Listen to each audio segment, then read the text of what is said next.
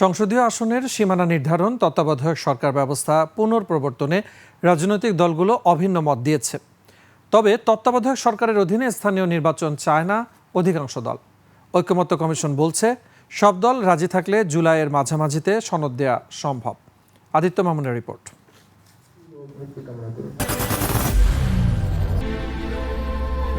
I am Ox.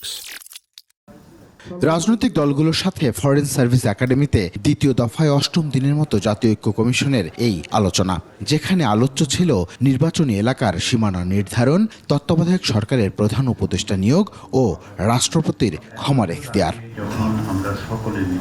দিনের আলোচনা শেষে ঐক্যমত্য কমিশনের সহসভাপতি ডক্টর আলী রিয়াজ জানান, সংসদীয় আসনের সীমা নির্ধারণ ও তত্ত্বাবধায়ক সরকার গঠনের বিষয়ে দলগুলো একমত।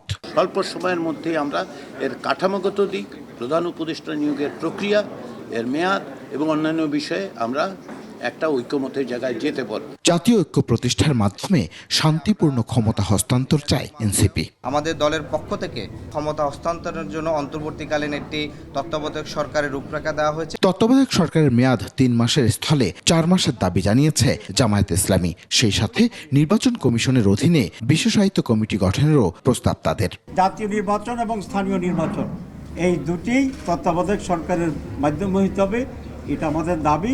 জাতীয় ঐক্যমত্য সৃষ্টিতে বিএনপি সবচেয়ে বেশি ভূমিকা রেখেছে এমন দাবি করেছেন দলের স্থায়ী কমিটির সদস্য সালাউদ্দিন আহমেদ। র্যাবের বিলুপ্তি, শক্তিশালী দুদক ও তত্ত্বাবধায়ক সরকার ব্যবস্থা পুনঃপ্রবর্তন চায় বিএনপি। 18টি বিষয়ে আমরা ভিন্নমত সহ মতামত দিয়েছি, শুধুমাত্র আংশিকভাবে একমত হয়েছি কয়েকটায়।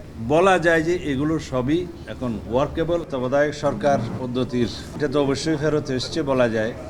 তার মধ্যে কি কি সংশোধনী আনা যায়, প্রতি আদমশুমারির পরে নির্বাচনী এলাকা নির্ধারণ করার পরে তাদের আবার বিলুপ্ত হবে, কার্যকাল ওখানে শেষ হবে। তত্ত্বাবধায়ক সরকার ব্যবস্থায় বিচার বিভাগের বাইরের ব্যক্তিদের আনা উচিত বলেও মত দিয়েছে দলগুলি। এখানে আমাদের সর্বোচ্চ সহযোগিতা আছে। আদিত্য মামুন, 21 টেলিভিশন, ঢাকা।